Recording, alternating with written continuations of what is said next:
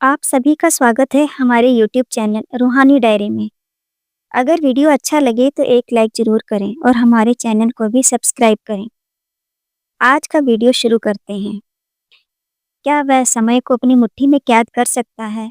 क्या होगा यदि कोई मनुष्य किस्मत से खेलने लगे? और क्या हो यदि समय स्वयं उसके सामने खड़ा होकर उसे चुनौती दे? आज की कहानी यहीं से शुरू होती है। क्या कोई इंसान सचमुच समय को हरा सकता है? चलिए पहले ये कहानी सुनिए।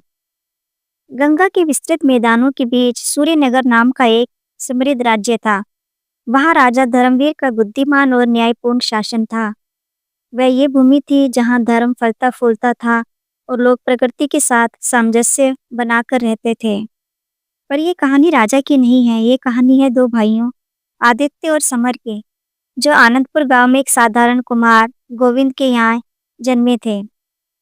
बड़ा भाई आदित्य धैर्यवान, दूरदर्शी और शांत स्वभाव का था। लंबा, सुदृढ़ शरीर और सुबह की ओस से चमकती आंखें। वह समय की लय में विश्वास रखता था। वह अपने छोटे भाई से कहा करता था, समय गंगा की तरह है। समर, ये निरंतर बहता है। अगर इसके वेग से टकराओगे तो डूब जाओगे, लेकिन इसका सम्मान करोगे तो ये तुम्हें सागर तक पहुंचा देगा। इसके विपरीत समर उतावला और बेचैन था। दुबला पतला शरीर, तेज जुबान और जल्दी क्रोधित होने वाला स्वभाव। वे आदित्य की बातों का उपहास उड़ाता। समय हमारा नौकर है, मालिक नहीं। जब आज का लाभ लिया जा सकता है तो कल का इंतजार क्यों? वह घमंड से कहता, मैं समय को अपनी मर्जी से मोड़ दूंगा और राजा से भी अधिक अमीर बन जाऊंगा। पिता गोविंद अपनी मृत्यु से पहले थोड़ी सी विरासत दोनों में बराबर बांट गए। थोड़ी जमीन, एक चाक और कुछ औजार। उन्होंने धीमी आवाज में कहा, समय सबके लिए बहता है पर मूर्खों को दंड भी देता है। इसका उपयोग समझदारी से करना चाहिए। आदित्य ने अपने हिस्से की जमीन पर मेहनत शुरू की। सूरज के साथ उठता और खेत जोतता, धान और गेहूं के बीज बोता, मानसून में झोपड़ी की मरम्मत भी करता और पड़ोसियों की सहायता भी करता। शाम को आग के पास बैठकर रामायण जैसे ग्रंथ भी पढ़ता और धैर्य का पाठ सीखता। उधर समर ने जल्दी अमीर बनने के लिए अपनी जमीन बेच दी और शहर चला गया। उसने बेईमानी के धंधों में निवेश किया, नकली तौल, मुनाफाखोरी और जुए में धन उड़ाया।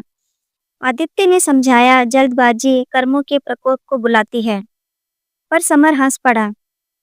समर ने काव्य से विवाह किया, 2 बच्चे हुए, पर उसका लालच बढ़ता गया। जल्द ही उसकी योजनाएं विफल हो गई। जुए में सब कुछ हार गया। काव्य दुखी होकर अपने छोटे बेटे को लेकर मायके चली गई। अकेला और टूट चुका समर फिर आनंदपुर लौट आया। आदित्य ने उसे फिर से संभाला और थोड़ी जमीन दी और खेती सिखाई। पर समर ने फिर शॉर्टकट अपनाया, अधिक पानी, अधिक बीज। मिट्टी ने विद्रोह कर दिया और खेत बंजर हो गया। एक तूफानी रात समर पुराने काल देवता के मंदिर पहुंचा। वह चिल्लाया, मैंने समय का पीछा किया पर वह मेरी उंगलियों से रेत की तरह फिसल गया। काल देवता गूंजे, समय ब्रह्मा की रचना से शिव के विनाश तक बहने वाली नदी है। इसे मोड़ने की कोशिश करोगे तो इसकी शक्ति देखोगे। समर ने लालच में परीक्षा स्वीकार की। उसे एक स्वप्न लोक दिखाया गया, सोने का महल जहां दिन रात उसके आदेश पर चलते थे। पर बदले में उसका शरीर तेजी से बूढ़ा होने लगा। उसके मित्र मरते गए और वह अकेला रह गया। ये कैसा श्राप है? समर पसीने में डूबा मंदिर में जागा और वह रो पड़ा। विनम्र होकर आदित्य के पास लौटा, भैया मुझे समय का सम्मान करना सिखाओ। उस दिन से समय बदल गया। बसंत फिर लौटा, खेत हरे हो गए और काव्य भी लौट आए। सालों बाद सूर्यनगर में भयानक अकाल पड़ा। राजा धर्मवीर ने आदित्य को बुलाया।